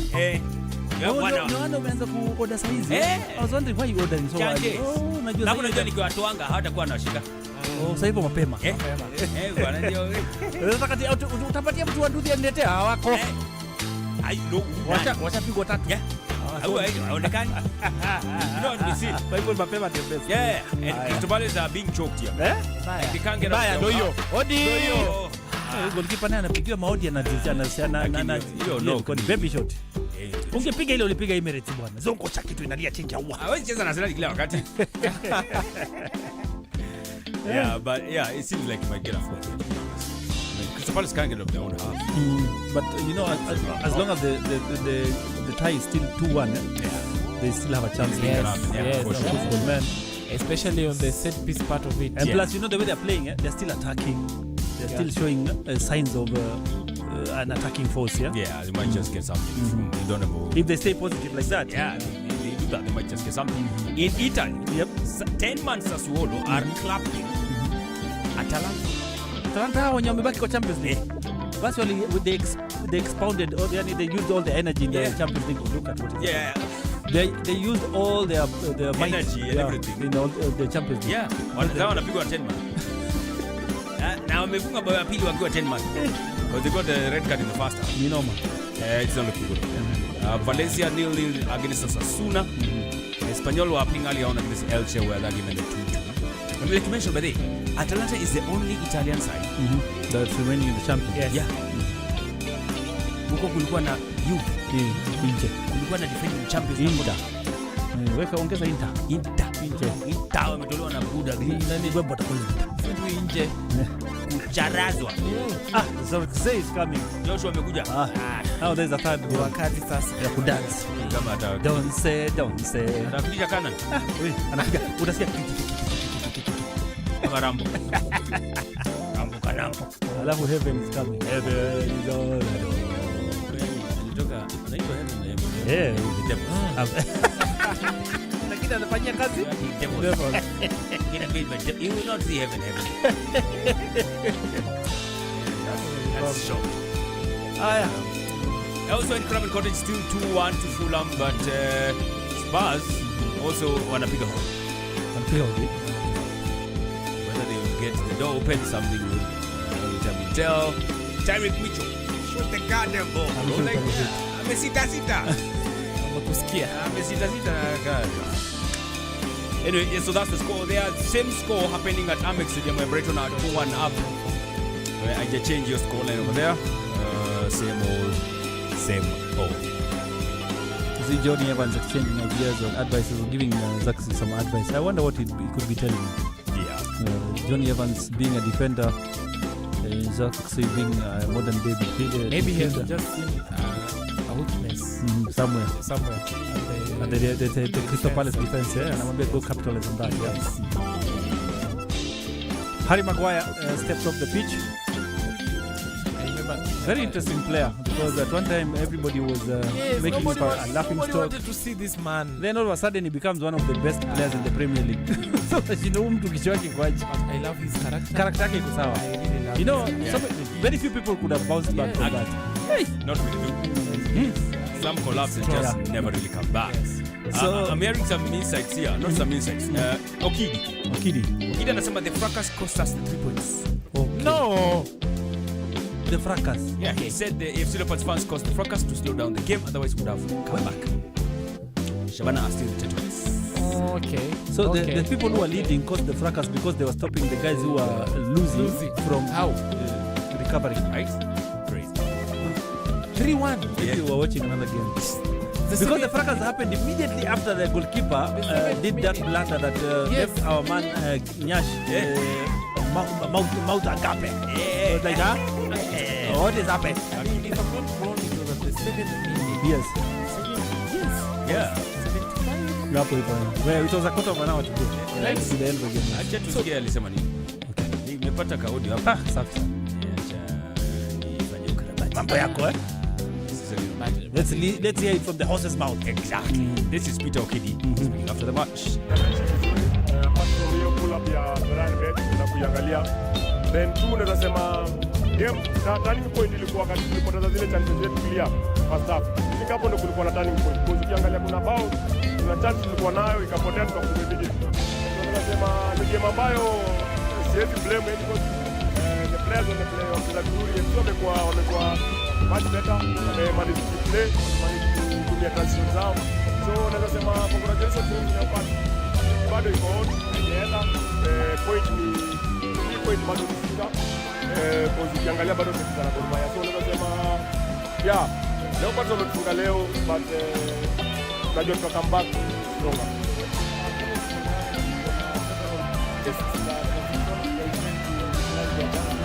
Leo bado tumefunga like around 3 times from the transition. Is this a worry to you considering the fact that you are very much in the trenches as well?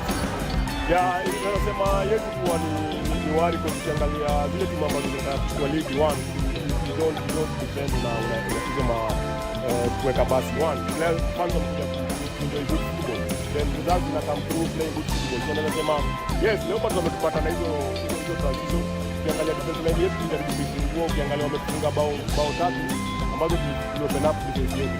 So just kama ni wali kwangu ukiangalia tumecheza vizuri, tumekuwa na chances pia, tumekuwa na chances, a lot of chances kisha first half. So nasema we just got to work on those chances, create tuweze kuzitumia, then tuweze kuwa compact wakati ball imepotea. Coach, of the pitch incident ambayo inawafanya wakati tumekuwa na momentum, you feel like it affect the general performance of the second? Naweza sema, in fact that's a very good question. Naweza sema I'm sorry to say this, but it's very shameful. Ukiangalia it's very shameful, especially for fans wa Leopard. Walikuwa wanaongoza, walikuwa na momentum mzuri. I believe na trust game ingesimama come back to game. So ni kama pia mafans wao walikuwa wanacheza game. So yes, wame manage kuwapatia point tatu, wame manage kurudisha momentum yetu chini. But if kama ni hivi then tunarudisha ball yetu chini. So naweza sema fans wa Leopard wameplay part kubwa sana kurudisha momentum yetu. Wameplay part kubwa sana kurudisha stabilize na kufanya organize. So congratulations to the Leopard players, but the fans they need to style up, they need to show up. Yeah. The team will bounce back. Big bado jenda.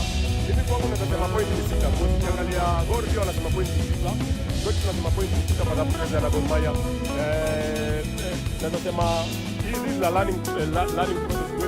I think pia nasema as much as tumefunga mabao mengi, but imekuwa ni kama wake up call. Kwa ukiangalia the momentum ilikuwa inaenda vizuri, momentum imeishia hapa, but na believe tuna come back stronger. Na mimi najua ligi maybe goal difference ndio inafanya kila kitu, but we are still on the title race. Anyway, yeah. So basically saying that incidents. It's sad, you know why? Yeah. The same coach, he starts with saying, congratulations to FC Leopard. Yeah. They've played well, like they've shown, they have lost the game. He admitted first, they have lost the game because of the chances they didn't utilize. Now, after speaking that well again, at the end you're coming to say, the fans. The ones that disoriented the team. They should style up. No, there's nothing like that. Just because according to him, the moment they conceded the third goal, which was a very poorly conceded goal anyway, because the FC Leopard had just made a substitution and their new player had just walked into the pitch and the opposition goalkeeper decided to give him a free goal. Yeah. So his team is the one that killed the momentum for themselves. It was now 2-1. They're just equalized. Nyash was happy. Yeah. The game was now open. Then all of a sudden I'm speaking to Nyash and Nyash is telling me the goalkeeper has given FC Leopard a goal. Who has broken the momentum? Is it the fans or their goal? and again, how can an FC Leopard fan who is 3-1 up spoil the momentum? Yeah. And we were here saying FC Leopard is going to score a fourth goal. We were seeing how the momentum has shifted. Yeah. Yes. Or even a 6 after this goal. Immediately the game resumed. Yeah. It was just how many more will FC Leopards score? So I don't understand it. But for me, I think sometimes you just have to accept. If a team has played well, they have won, accept. Kubali Aisha, move on. Move like on, FC Leopards did on Wednesday, was it? They lost to KCB, they closed shop and waited for the weekend. They say they're going to sit down and think about what to do in the next game. Kwisha. Don't blame anybody. We lost to KCB, you lost, Kwisha. Story Kaisha.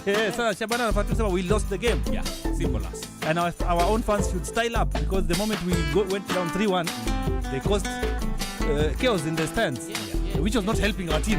Naelewa? Okay, even if we are not sure who caused the game. But we can. But we can. Okay, we're just trying to imagine. Like, there's no way you will be winning, then you cause chaos. What would the motivation be? Then there's this aspect of, I always say, the media aspect part of it. You know, if you're speaking something you're not sure about, don't take sides. Yeah. Be impartial. Yes, don't take sides. In this scenario, you don't know if it was the FC Leopards fans or the Shabana fans. So but you can see things in context. You can put things in context. Yes, you can give evidence and then you let people decide. Yes. But that it was the 73rd minute, going into the 74th minute. Yes. The Shabana goalkeeper made a mistake. Yes. It was 2-1, the game was tight, and then FC Leopards got a free goal. The next thing we knew, there was chaos in the stands. Yeah.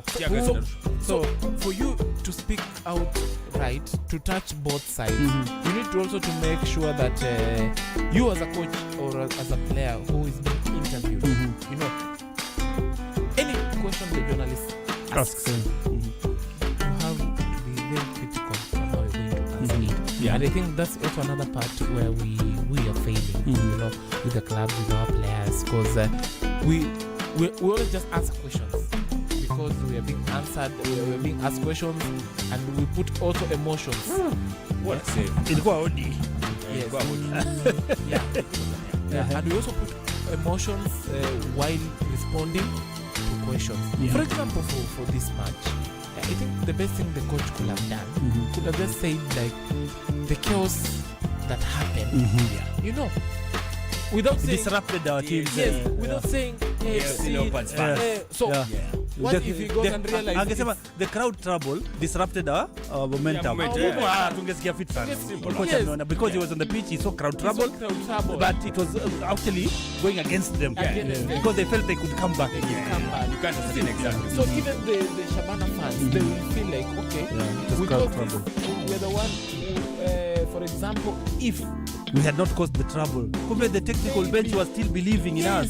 You know, that would be and because maybe that is what he was trying to tell us. The technical bench was still in this game. Yeah. They knew they felt like they could come back. Exactly. Then the game was stopped by crowd trouble. Angesema tu hivyo. I'm not just saying AFC Leopards were the ones. So I think they attempted to slow the momentum down. Seriously? I don't think it's quite true. It's not. But yeah, so that's what happened. AFC Leopards won 5-1 against Shabana. Manchester United. Sure. Bado utalala sana. That was so close. Tamu sana. Almost makes it 3-1 for Manchester United after a wonderful run by Ahmad that left Indeche praying for more. Amazing. Hao unajua ni wenye wametoka tu sabu wamekula apple. Wakati wengine walikuwa wanakula jasho hapo, hao wanakula apple nini? Wameingia ndio hiyo. Kula jasho wanakula. Wakula jasho Just apple. ghost mode. Ni baya. Here they go again. Huyu naye atawachomoa. Huyu naye That's a red card. Ama ni offside. Offside itamuokoa. Offside imeokoa huyo jamaa. Alikuwa anaenda. Alikuwa ameenda. Is that Richards or who? Nakwambia unajua football ni funny sana. Umeona ule mchezaji anaenda game anajua hii sianzi. Amekula. Then go warm up. The one who was starting in front of him anaumia hapo kwa warm up. Coach anatuma ndani. Utatoa ulimi. Na tumbo sayo tumbo simiti.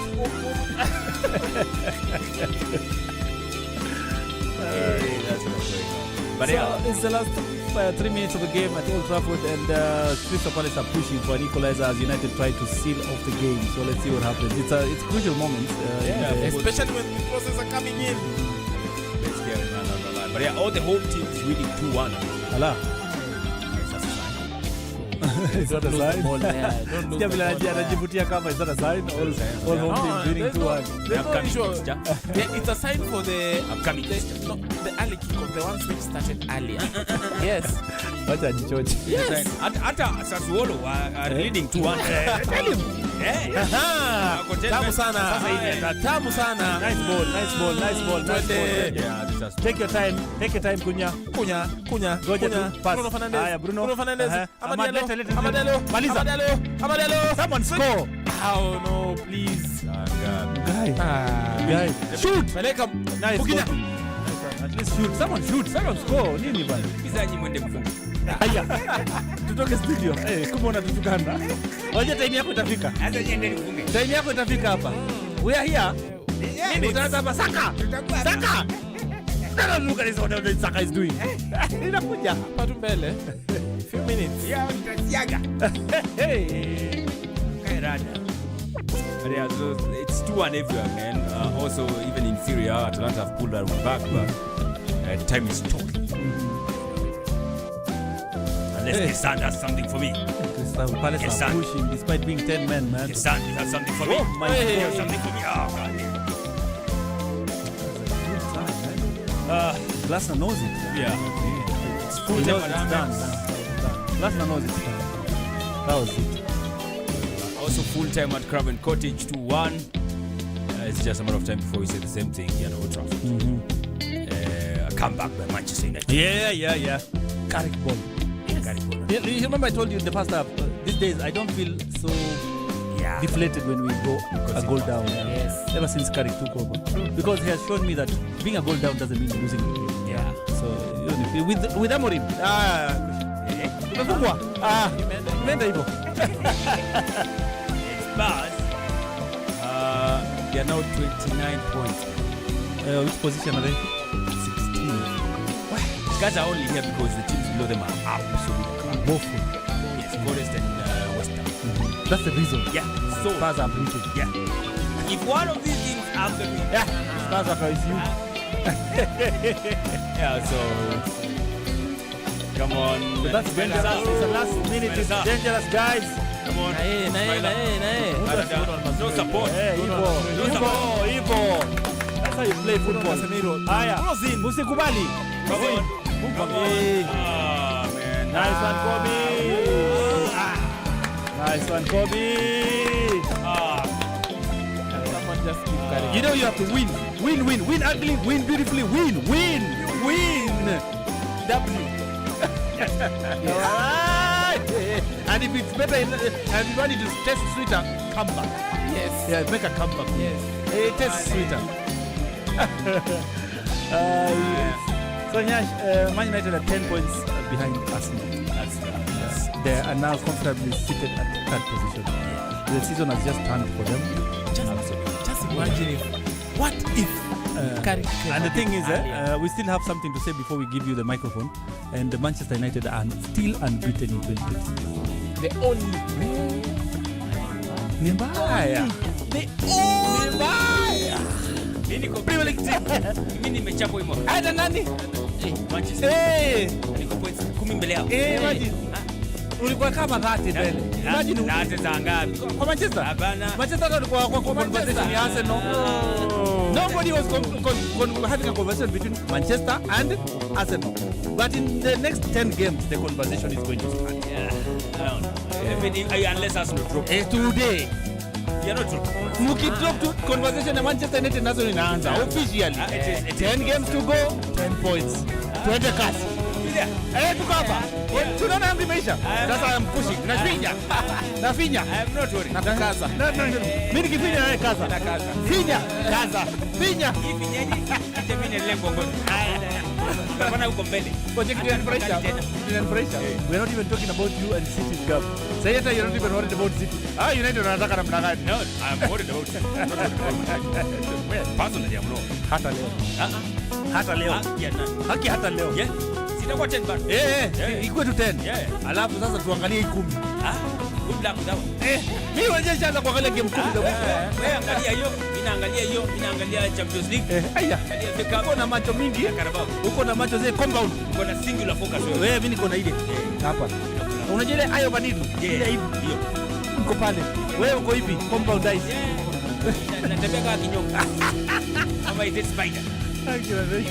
Let's just see how the game went. How do you make of this game, by the way, because before we talk about Arsenal, what do you make of United's performance today? Did they deserve the win? How did they make it back with a tough game like this? Yes, for me, I think from the start, the way they played, even after Crystal Palace scored, Took an early goal. Yes, took the early goal. You could see they still believe that they're gonna win this match. The way they were fighting, the way they were playing, and even the penalty and the red card.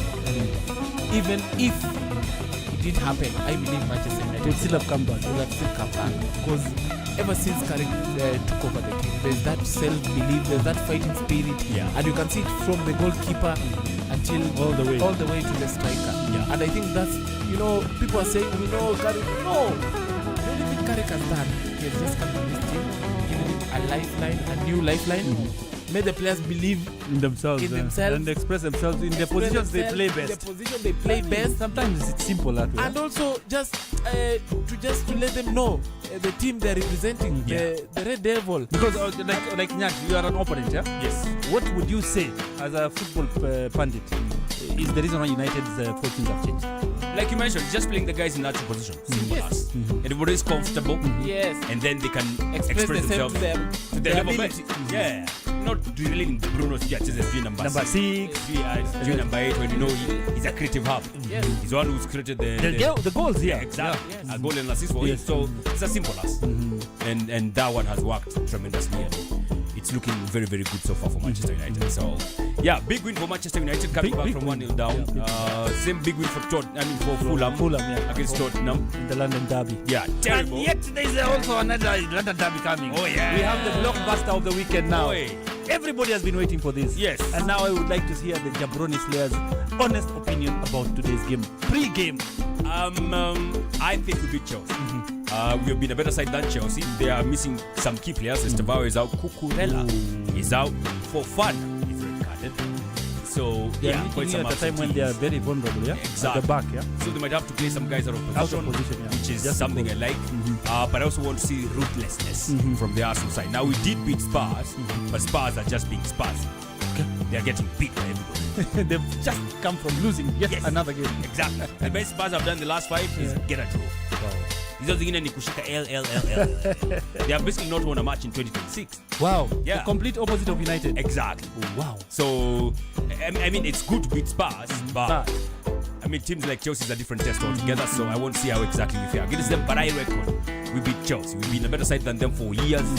Our manager against their managers from the last, I think 5 of them have been beating them. That does not necessarily mean Tema tu post Drogba, Chelsea is nothing to us. Nikitoweo. Hey. Exactly. So I expect to see a good performance today. Maybe not a thrashing, But a good performance. yeah. If I get a thrashing, that's fine. If I get to hand out a thrashing, Like the one FC have just handed to Shaban. yeah, you're a bump. Very good. But Lakini a win is a win. a win is a win. At this point in time, the end justifies the win. Yeah, just So who wins it for Arsenal? Where do you win the game? Who's your standout player? Who's the you know, I'm banking on my striker today. Gyökeres? Yeah. Huh? I know. Again, Lately he's been on. he's on form. Yeah. I mean, he's the highest scoring striker Yes. since the turn of the year. So I reckon against a defense that is a bit weak, like Chelsea, You want he to see might him doing just, something, yeah? he might just. So I want him to cook today. Okay. And I know the lineups are out, and we shall share them when they Yes. come back. But yeah, so